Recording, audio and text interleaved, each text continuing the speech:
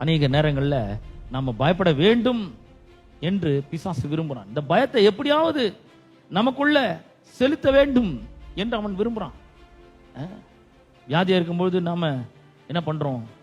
ஹாஸ்பிட்டலுக்கு போறோம். ஹாஸ்பிட்டல் என்ன பண்றாங்கன்னா, மருந்தை நல்ல ஊசியில எடுத்து மெதுவா அந்த ஊசியை குத்தி சல்லுன்னு அந்த மருந்து என்ன பண்றாங்க, உள்ள அனுப்புறாங்க. இந்த ஊசி போடுற மாதிரி, ஊசியில மருந்தை வச்சு போடுற உள்ள அனுப்புற மாதிரி பயத்தை நமக்குள்ள அனுப்பணும்னு பிசாசு விரும்புறான் பாருங்க.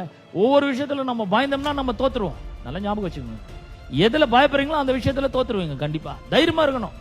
அதனால தான் யார் சொல்றாரு, பயப்படாத அப்படிங்கிறாரு. ஆங்கிலத்துல இப்படி வருது, எப்படி வருது பாருங்க ஆங்கிலம்.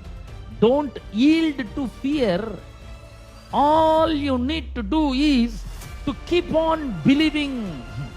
அவர் சொல்றாரு, பயத்துக்கு இணங்கிடாத. உனக்கு ஒரு செய்தி வருது, வேலைக்காரன் வந்து சொல்றான், ஐயா அவங்க டாக்டர் மரிச்சிட்டாங்க, மகள் செத்து போயிட்டா, போதகரை டிஸ்டர்ப் பண்ணாதீங்க அப்படின்னு சொல்ற அந்த வார்த்தையை கேட்கறல, உள்ள உடனே உனக்கு பயம் வரும். ஆனா ஆண்டவராக இயேசு கிறிஸ்து சொல்றாரு, பயத்துக்கு இணங்கி விடாதே. நீ செய்ய வேண்டியதெல்லாம் என்ன? தொடர்ந்து விசுவாசித்து கொண்டே இரு.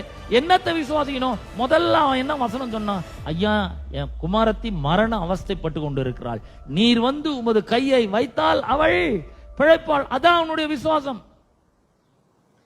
நீங்க வந்து கையை வச்சா பழைப்பா. இயேசு சொல்லல நான் வந்து கையை வச்சாதான் பழைப்பான்னு அவரா சொன்னார்? இல்ல, அவன் சொல்றான். அவனுடைய விசுவாச லெவல் அந்த மாதிரி இருக்குது. வந்து கையை வச்சால் பழைப்பான் என்பது அவனுடைய விசுவாசம். முதல்ல அதுதான் அவன் வாயை திறந்து பேசினான்.